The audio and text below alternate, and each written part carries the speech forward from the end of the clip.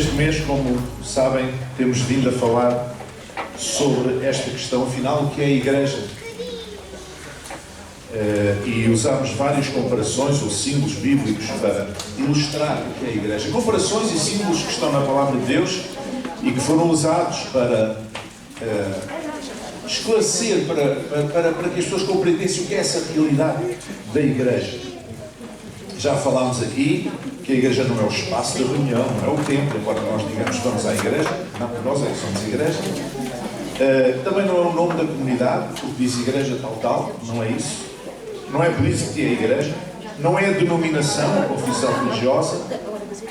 Também não é um fecheiro de membros. Não, a Igreja é outra coisa, é uma realidade espiritual.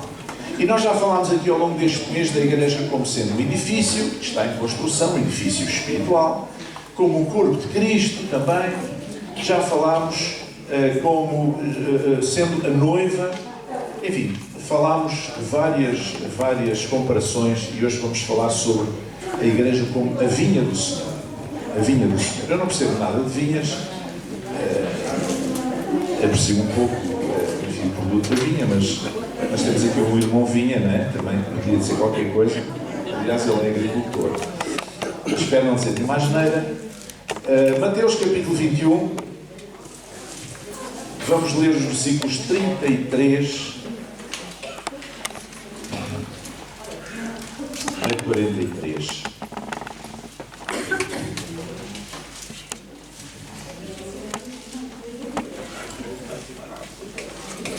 Houve ainda outra parábola. Houve um homem, pai de família, que plantou uma vinha e circundou-a de um valado e construiu nela um lagar, edificou uma torre e arrendou-a a uns lavradores e ausentou-se para longe. E chegando o tempo dos frutos, enviou os seus servos aos lavradores para receber os seus frutos. E os lavradores, apoderando-se dos servos, feriram um, mataram outro e apedrejaram outro. Depois enviou outros servos, em maior número do que os primeiros, e eles fizeram-lhes o mesmo. E por último enviou-lhes seu filho, dizendo: terão respeito a meu filho. Mas os lavradores, vendo o filho, disseram entre si: este é o herdeiro, vinde, matemo-o e apoderemo-nos da sua herança. E lançando mão dele, o arrastaram para fora da vinha e o mataram. Quando depois vier o senhor da vinha, que fará àqueles trabalhadores? Dizem eles: daí dará afrontosa morte aos maus e arrendará a vinha a outros lavradores que a seu tempo lhe deem frutos. E disse-lhes Jesus: nunca leste nas Escrituras a pedra que os edificadores rejeitaram? Essa foi posta por cabeça do ângulo ou cabeça de esquina. Pelo Senhor foi feito isto, e é maravilhoso aos nossos olhos. Portanto, eu vos digo que o reino de Deus vos será tirado e será dado a uma nação que dê os seus frutos. Até aqui a palavra do Senhor. Nós temos aqui uma parábola, uma história que foi contada para ilustrar uma verdade espiritual, uma realidade espiritual, das muitas que Jesus contou, que é a parábola dos lavradores maus, como diz aqui, ou a parábola da vinha. A Igreja é também a vinha do Senhor. Amém? Mas naquela aliança que Deus tinha com Israel,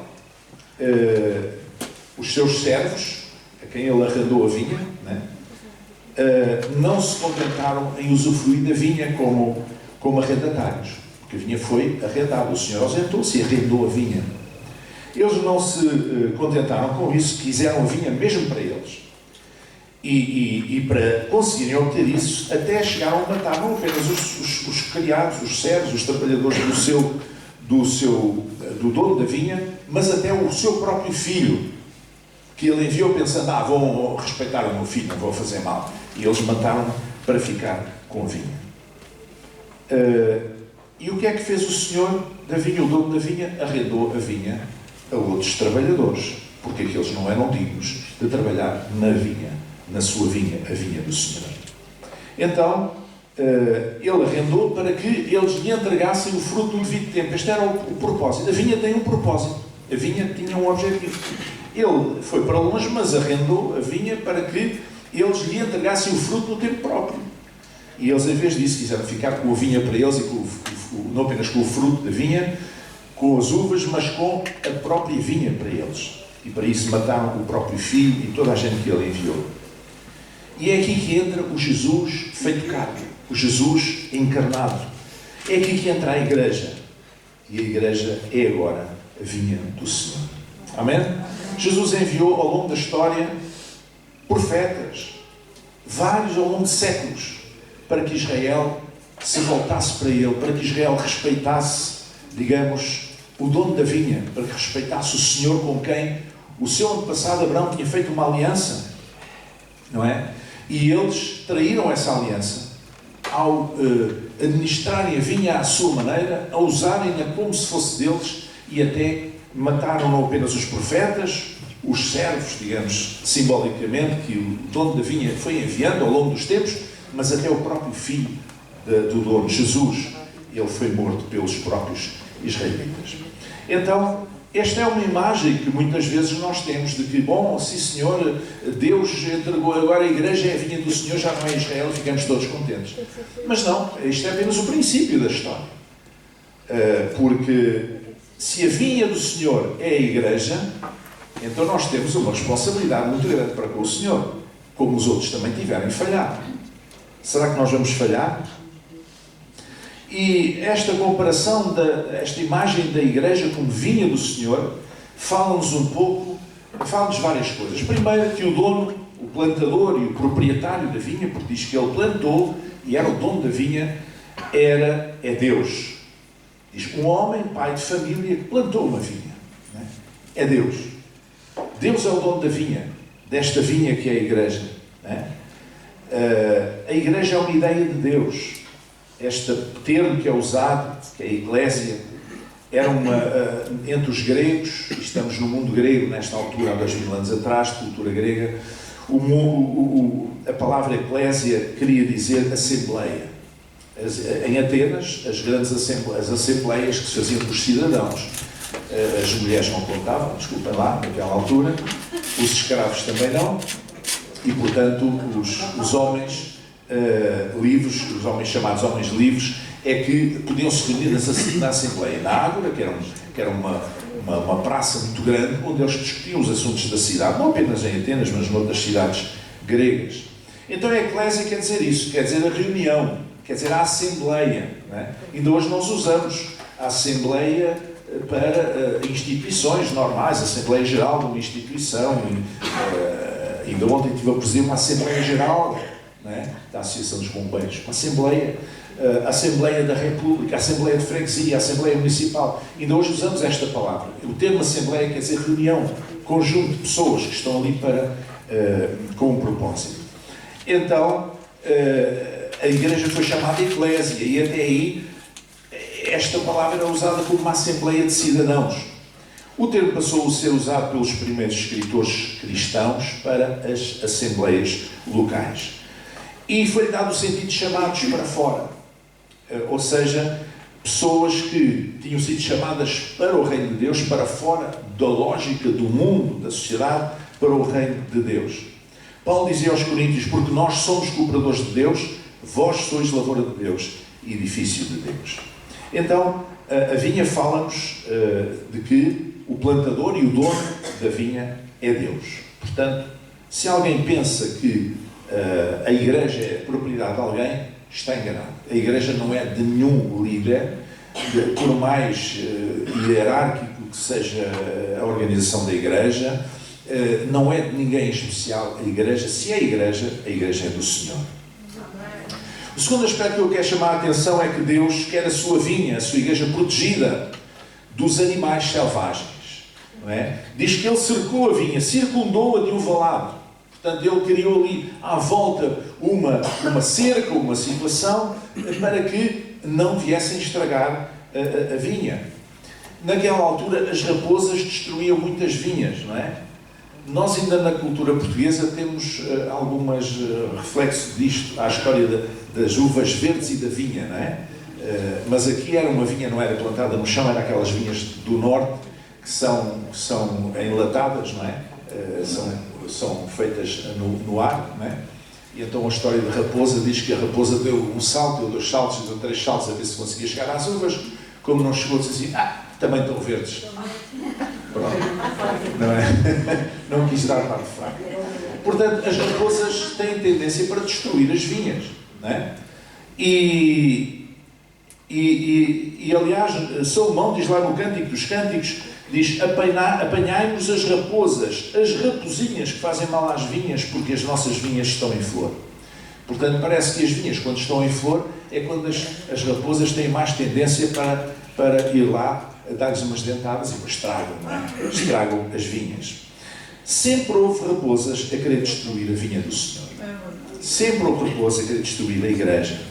Desde a raposa de Herodes, a quem foi chamado mesmo raposa, até tantas outras raposas ao longo da história, que tentaram destruir, abocanhar, destruir mesmo a vinha do Senhor. Agora eu pergunto, se eu faço parte da vinha do Senhor, o que é que destrói a minha vida com Deus? Porque vamos pôr de parte agora aqueles que estão de fora e que querem as raposas que vêm de fora e de alguma maneira conseguem entrar dentro da vinha e dar umas dentadas. Vamos pôr essas pessoas de parte. E nós? O que é que destrói a minha vida com Deus? O que é que impede a minha vida com Deus? O que é que está a destruir a minha vida com Deus? Porque Deus quer a sua vinha protegida.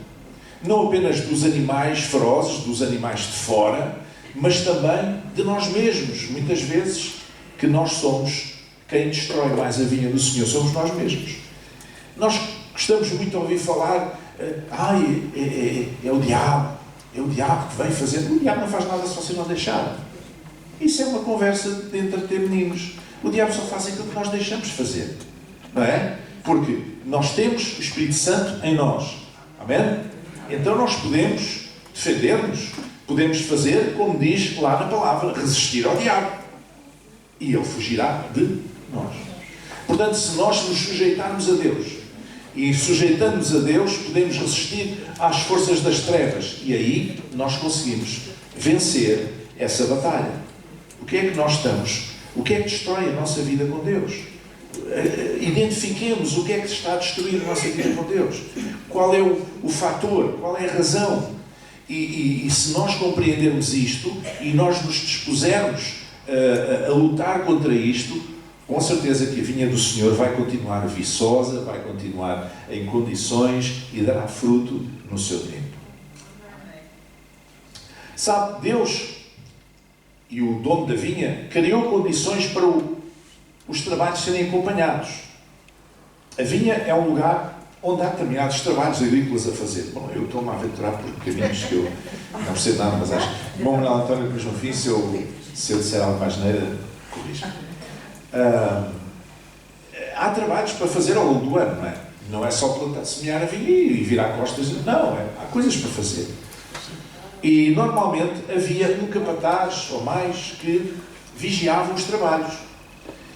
E a Bíblia diz que o dono da vinha, não apenas cercou a vinha de um valado, mas edificou uma torre.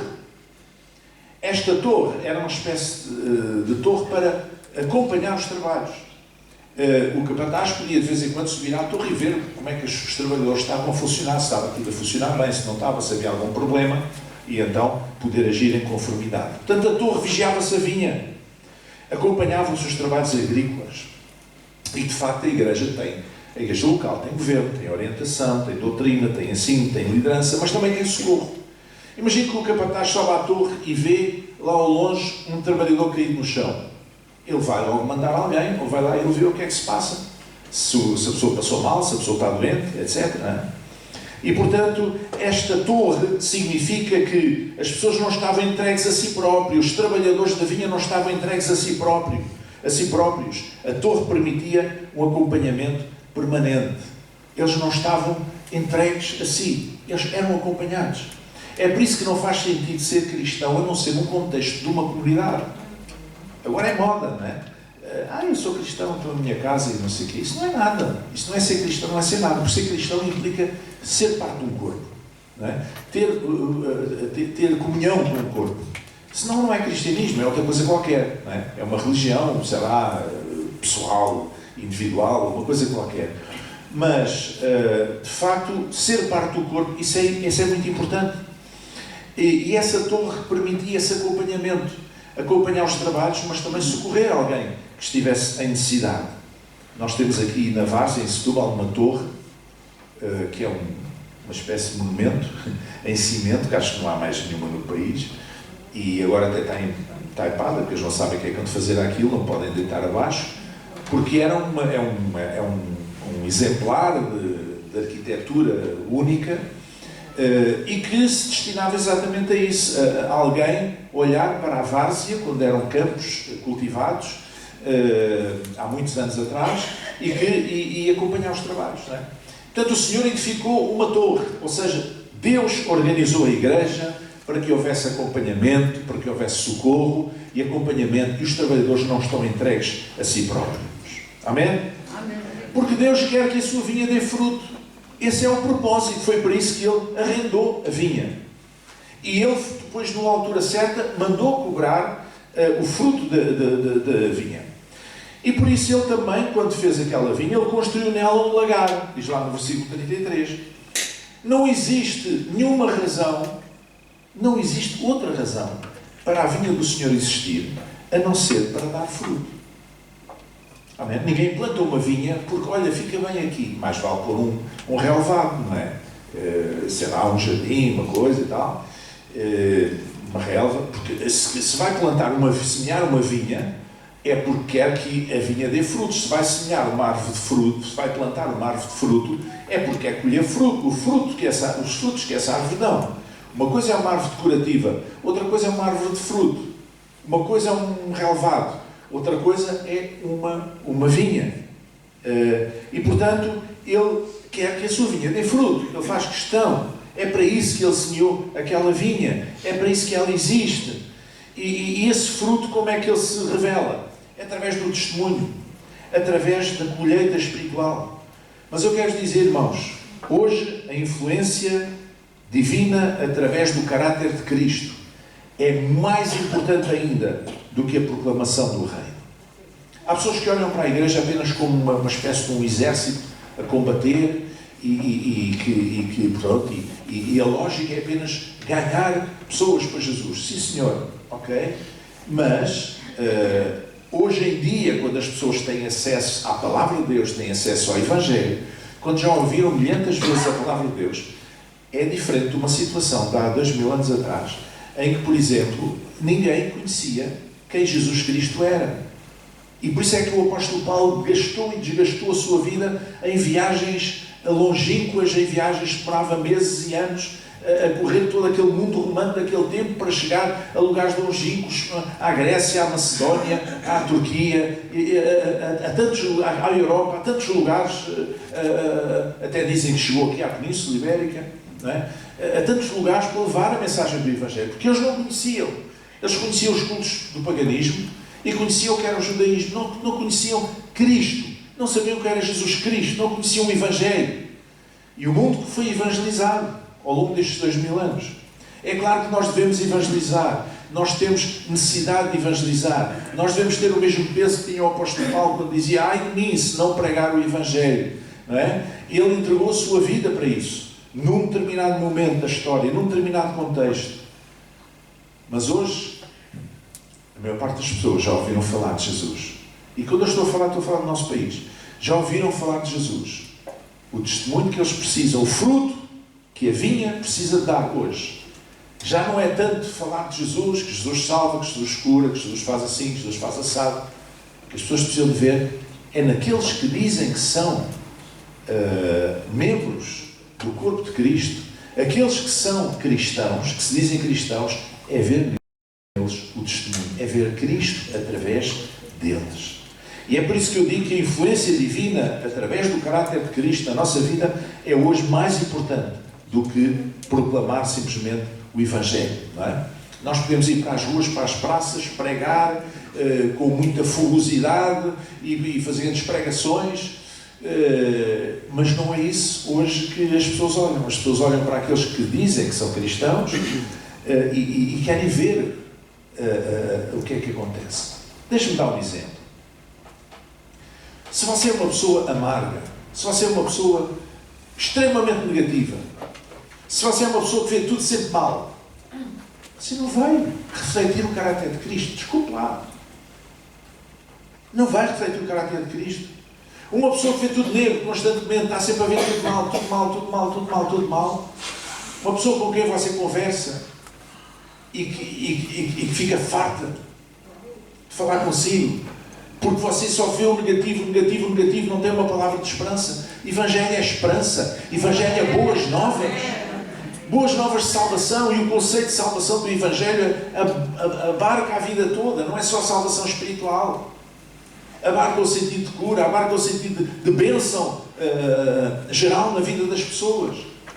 E se nós não passarmos essa mensagem de uma maneira natural, se as pessoas não verem esse Cristo e esse Evangelho da graça, esse Evangelho da esperança através de nós não estamos a dar testemunho. E nós podemos falar muito, pregar muito, e não serve para nada. As pessoas hoje são exigentes. As pessoas hoje querem ver o fruto. Tal como Deus quer ver o fruto na sua vinha. As pessoas hoje de fora querem ver o fruto do Evangelho na nossa vida. Que nós somos pessoas diferentes. Mas não somos pessoas diferentes porque usamos carrapito ou não cortamos o cabelo ou não sei o que, como antigamente se fazia. Não é essa a diferença. A diferença é de caráter. É a diferença interior. A diferença é no estilo de vida. A diferença é no nosso discurso. A diferença é na nossa postura.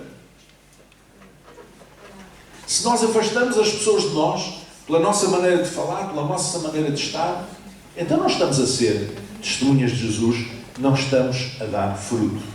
E eu relembro que a vinha foi semeada para dar fruto. Aquilo que o dono da vinha espera, aquilo que Deus espera da sua vinha, da sua igreja, é que dê bom fruto. Amém? Deus, o dono da vinha arrendou-a aos lavradores e ausentou-se para longe. De facto, isto faz sentido no contexto de Israel, digamos, mas nós sabemos que Deus está no céu, o Senhor da vinha, mas também está dentro de cada um dos seus filhos. Também não está longe, está dentro de nós. E a qualquer momento nós podemos prestar contas do nosso trabalho. No momento adequado, Ele vai querer ver, recolher os frutos. E chegando o tempo dos frutos, diz a Bíblia, enviou os seus servos aos lavradores para receber os seus frutos. O tempo dos frutos, há um tempo. E nós não sabemos qual é. Não é? Porque também acontece por vezes que nós falamos a alguém e a pessoa não vem logo a correr a dizer: sim senhor, ok, eu quero receber Jesus e tal. E nós pensamos: não está a funcionar, não está a funcionar. Mas quem sou eu para avaliar o fruto do meu trabalho quando não está na minha mão? O Evangelho não é uma imposição, é uma proposição, uma proposta. Eu proponho a alguém este caminho. E a pessoa aceita ou rejeita. Se a pessoa rejeitar, eu não deixei de fazer a minha parte. Se é que eu fiz, dei bom testemunho, se é que eu apresentei Cristo, se a pessoa vê Cristo na minha vida e ela ainda assim rejeita, não é um problema meu, é um problema dela. É entre ela e Deus. Mas muitas vezes nós temos a sensação que o nosso trabalho não está a funcionar. Mas isso é falso. Porque as nossas palavras, depois de saírem da boca, não voltam a entrar. E muitas vezes elas fazem um trabalho que nós não sabemos. Podemos não ver a reação logo naquele momento, mas mais tarde nós vamos ver a reação. Nós vamos ver o resultado daquelas palavras. E há imensos testemunhos, imensas histórias, imensas situações que aconteceram que comprovam exatamente isto no domínio do Evangelho. Em que alguém foi a falar de Jesus a alguém e a coisa parece que não funcionava. Eu lembro de uma velhota no Canadá, uma mulher cristã, uma mulher de oração, que orou durante anos a fio por um jovem, que era seu vizinho. E ele nada de se converter. E ao fim de 14 anos, que aquela mulher orava todos os dias por aquele jovem, esse jovem converteu-se a Jesus e Deus usou de uma maneira tremenda em todo o mundo. Esse rapaz, homem depois, chama-se George Voa. É o líder do Ministério de Operação Mobilização, que tem aqueles navios com livrarias, que tem depois uma parte de livros cristãos e que vai a portos em países onde alguns até estão fechados ao Evangelho e através do meio cultural, das escolas vão visitar, etc., eles e outras ações que eles promovem em conjunto também com as igrejas locais, eles acabam por anunciar o Evangelho e têm feito um trabalho tremendo. Nos anos 80, chegámos a ter aqui um dos navios aqui em Setúbal também. Foi fantástico. Um dos melhores sítios onde eles já estiveram, naquela altura. Não é? Aquela mulher orou, lutou com Deus, vamos dizer assim, durante 14 anos, até aquele jovem se converter. Portanto, muitas vezes, a nossa oração, o nosso testemunho, a nossa ação evangelística, a nossa postura, parece que não dá resultado. Mas nós não podemos medir isso. Não podemos medir. Porque isso está na mão da pessoa. E muitas vezes está a acontecer dentro da pessoa alguma coisa que nós não nos apercebemos sequer. Portanto, o nosso papel é anunciar a palavra àqueles que a querem ouvir. E orar. E buscar a Deus e lutar espiritualmente. E o resto é com Deus. Já não é connosco. Há um tempo para receber os frutos. Mas neste caso, eles tomaram posse da vinha e mataram o filho do dono. Ou seja, hoje em dia também há pessoas que proclamam outro evangelho no qual Cristo não se revê. É um pouco como se estivessem a matar Jesus novamente. O filho do dono da vinha. O evangelho que promove o ódio em vez do amor. Eu dou-vos um conselho. Nunca ouçam alguém que fala em nome de Deus e que nas suas palavras demonstra ódio.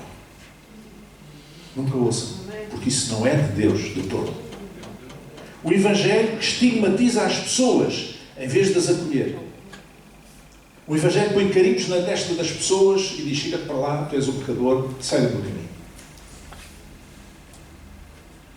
O evangelho que agride em vez de usar de misericórdia. O evangelho que fecha os olhos à injustiça em vez de trabalhar pela justiça do reino de Deus. O evangelho finge que não existem injustiças sociais, que não existem problemas. Porque muitos reduziram o problema muito simples. O homem é pecador, portanto, se virar para Jesus, Jesus toma conta dele e pronto, não temos que preocupar com problemas sociais. Olha, irmãos, a igreja tem que se preocupar com problemas sociais. Esta igreja preocupa-se com problemas sociais. E por isso é que tem um trabalho social. Há muitos que não pensam nisso, acham que não faz falta. Acham que isso não serve para nada. Acham que isso não acrescenta pessoas à igreja, como se acrescentar pessoas à igreja fosse o objetivo principal da igreja. Parece-me a mim, por aquilo que eu conheço da palavra de Deus e de 50 anos de fé, parece-me a mim que o papel da igreja é anunciar a palavra de todas as formas. Isso implica também falar às necessidades das pessoas.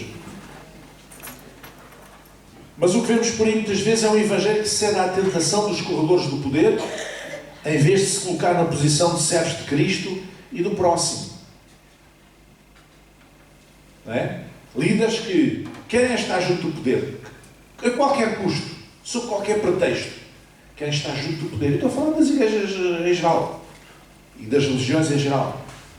Querem estar junto do poder, para influenciar o poder, para ter benesses da parte do poder e pronto. Em vez de se colocar na posição de servos de Cristo e de servos do próximo.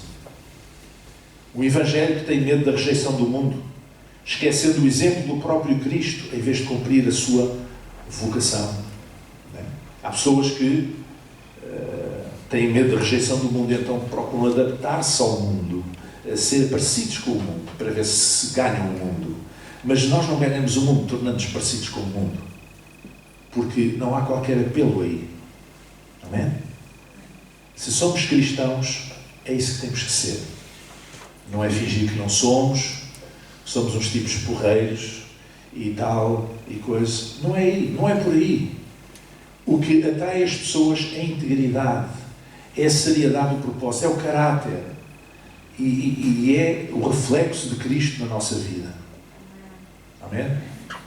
Disse-lhe Jesus: nunca leste nas Escrituras a pedra que os edificadores rejeitaram? Essa foi posta por cabeça do ângulo, ou cabeça da esquina, pelo Senhor que foi feito isto, e é maravilhoso aos nossos olhos. Repara uma coisa, a pedra de esquina não é mais visível. A pedra de esquina é a pedra que fica numa esquina por baixo, onde assenta a parede, esta parede e aquela parede. Não é? E a pedra que fica em baixo é que sustenta aquelas duas paredes. É a pedra de esquina. Jesus é a pedra de esquina deste edifício espiritual. Mas não é a pedra mais visível até num edifício.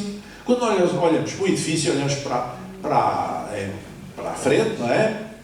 Para a fachada, e às vezes há umas pedras até muito bonitas, decorativas e coisas assim, por cima das paredes, antes do telhado, assim umas coisas, e é isso que chama a atenção, não é?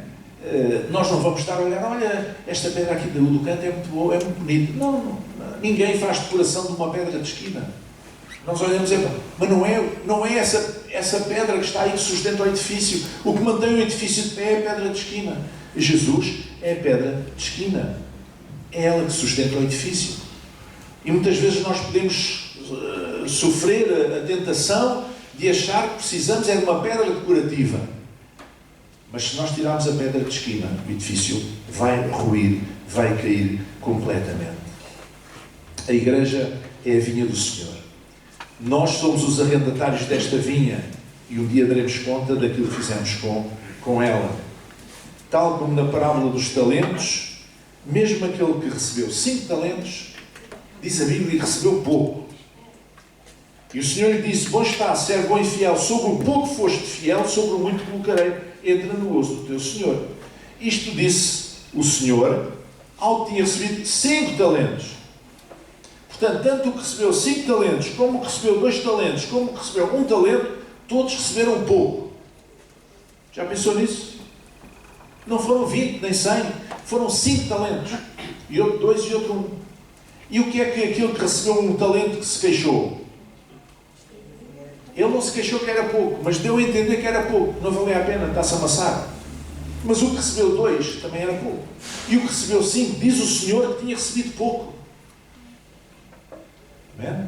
Portanto, a questão não está na quantidade. Amém? A questão não está na nossa atitude perante aquilo que Deus põe na nossa mão.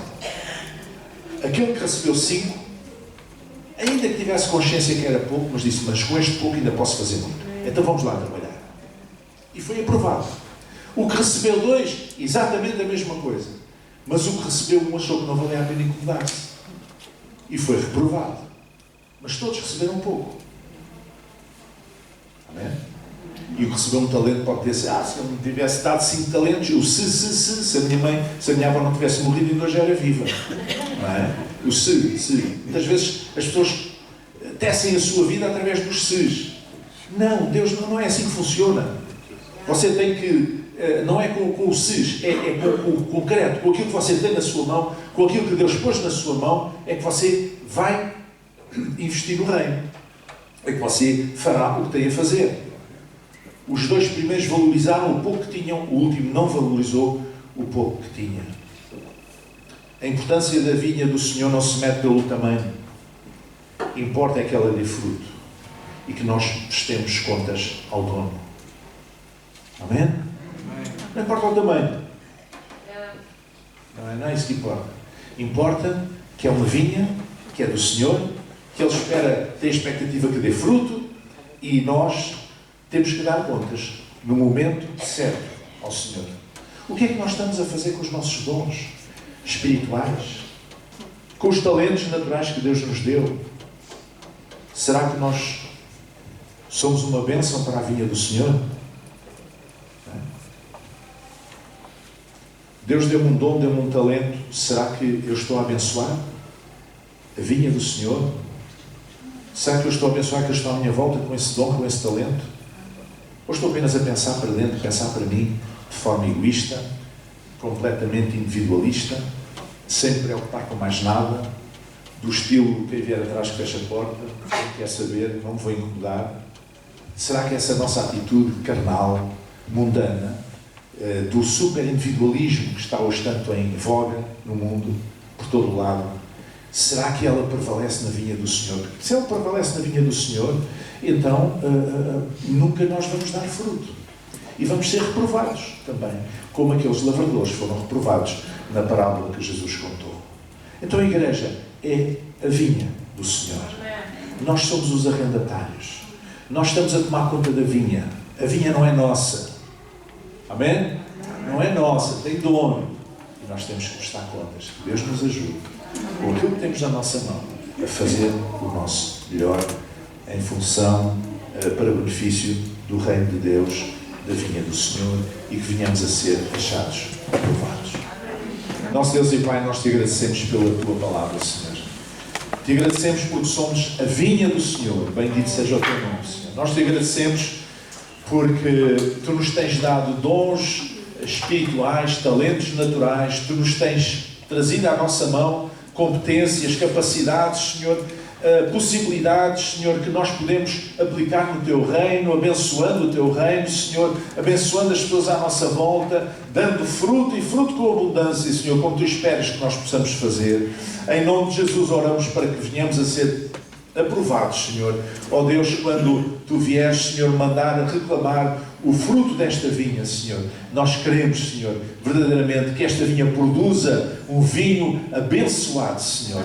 Um vinho de bênção, Senhor. O vinho do teu reino, Senhor. Um vinho abençoado, Senhor. Em nome de Jesus, que assim seja. Amém. Vamos ficar em pé.